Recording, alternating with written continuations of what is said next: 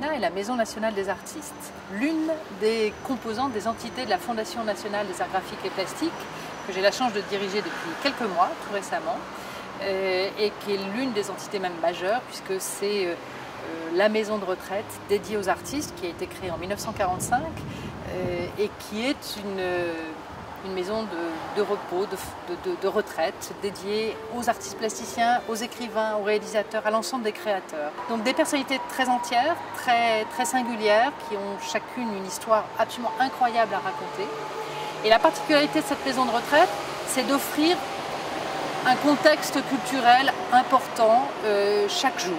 Et l'exposition qui ouvre aujourd'hui, consacrée à Grégoire Korganov, est l'une de ces activités culturelles importantes et très identitaires de l'AMNA, puisque c'est l'histoire d'une résidence, donc là encore d'une rencontre entre cet artiste, Grégoire Korganov, qui a travaillé depuis un an avec des résidents et qui, il vous l'expliquera, a travaillé sur un matériau particulier qui est leur rêve.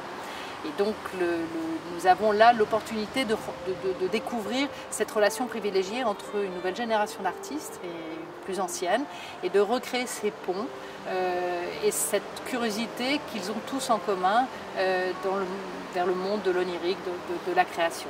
Cette exposition est le fruit d'une résidence d'une année à l'invitation de la Fondation nationale des arts graphiques et plastiques, qui m'a proposé de faire un travail avec les résidents de la Maison nationale des artistes, qui est une maison de retraite. Et je leur ai posé à ces résidents une question toute simple, qui est: à quoi rêvez-vous? Et j'ai recueilli ainsi 7 rêves que j'ai enregistrés. Et ensuite, j'ai confié ces rêves à des danseurs contemporains qui les ont incarnés dans le parc, qui est un parc centenaire, un magnifique parc de plusieurs hectares qui jouxte la maison de retraite. Et donc ils ont interprété ces rêves dans ce parc. Et je les ai photographiés et je les ai filmés. Et j'avais envie, en fait, en questionnant les personnes âgées sur leurs rêves, de ne pas les replonger dans leurs souvenirs ou dans le passé, mais plutôt de les inscrire dans un temps présent, qui était le temps de la rêverie et qui est un temps qu'on partage tous. Et certains m'ont raconté des rêves qui étaient des désirs, d'autres des rêves qui étaient plutôt des rêves éveillés, et puis aussi des rêves nocturnes.